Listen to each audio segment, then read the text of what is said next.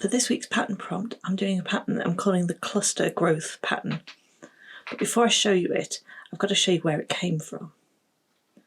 So I started doing this little pattern in my sketchbook with little circles, and I did a very similar thing to what I did last week with triangles and growing triangles.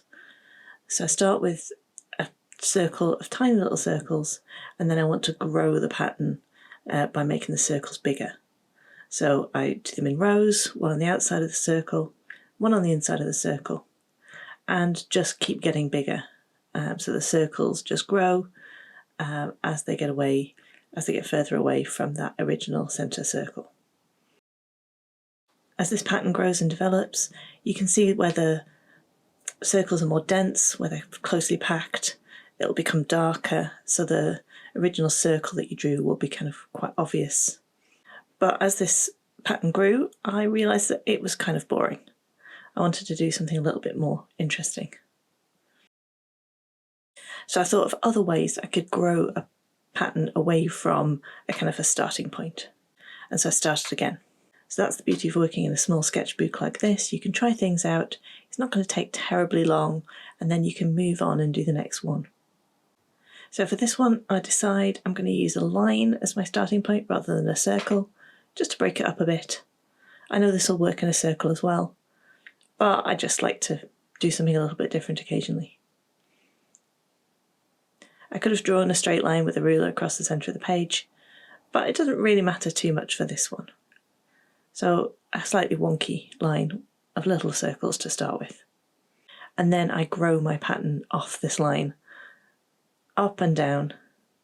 Again, I'm using the small circles, but this time I take a random starting point on my original line, and I just start drawing circles outwards. And as I draw, I start to think of this as a cluster technique, because one of the rules that I develop for adding circles as I go along is that each circle should be touching at least 2 other circles. And it creates this shape of like clusters of like grapes or bubbles or something like that. If I can get my circle to touch 3 other circles, that works even better. And I find it really satisfying when they kind of nestle in amongst each other. Again, I'm bearing in mind that I want this pattern to grow. So I want my circles to expand in size as they get further and further away from that initial starting line. And I find that really quite easy to do with these clustering circles. They seem to want to grow and expand in that sort of direction. And what I find as this pattern develops is that I end up with these kind of loopy, archy shapes that kind of naturally form voids within them. I really like that. It's kind of got an organic feel about it, like you're looking at a cell structure diagram or something like that. I find these kind of holes and the voids that form in the patterns really quite, in a way, a little bit odd and unusual.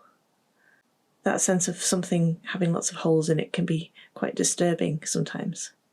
But I'm quite enjoying sitting with that uncomfortable feeling. So that's my cluster growth pattern in my little sketchbook. And stick around, because in my next video I'm going to take this to a bigger page and to a proper finished drawing.